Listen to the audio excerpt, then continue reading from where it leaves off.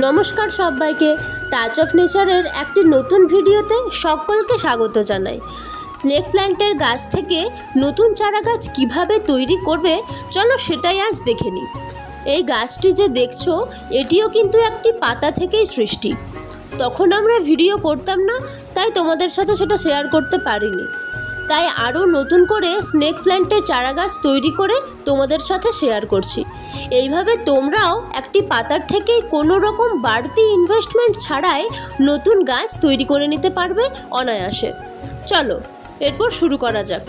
দেখো, স্নেক প্ল্যান্টের একটি পাতা নিয়ে পাতার মাঝে কোণ করে কেটে নিতে হবে। কাটার সময়ের ভিডিও ক্লিপটা আমার কাছে নেই।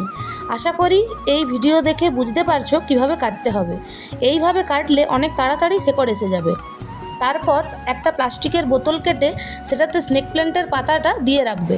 এটা নর্মাল জল, এতে কিছুই মেশাতে হবে না। এইভাবে রেখে টানা 1 মাসের আপডেট তোমাদের দেখাচ্ছি।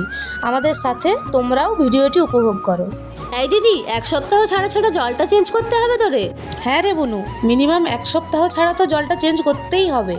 দেখো, প্রায় 20 দিন পরের ভিডিও তোমাদের সাথে শেয়ার করছি। কি সুন্দরভাবে রুটস অর্থাৎ শেকড় এসে গেছে। তোমরা চাইলে এই অবস্থায় মাটিতে নতুন তৈরি করা চারা গাছটা রোপণ করে দিতেই পারো। তবে আমরা আরও কিছুদিন এইভাবে জলে রেখেছিলাম। এর ফলে জলে রেখেই নতুন গ্রোথ এসে যাবে। তারপর মাটিতে দিলে ভালো ফলাফল পাওয়া যাবে। প্রায় 1 মাস পরের আপডেট তোমাদের দেখাচ্ছি। ছোট্ট ছোট্ট নতুন নতুন পাতা বেরিয়েছে। এইভাবেই জলে রেখেই সাফল্য আসবে। তোমরা ট্রাই করে দেখতে পারো। 100% গ্যারান্টি দিয়ে বলতে পারি তোমরা কিন্তু ভালো ফলাফল পাবে।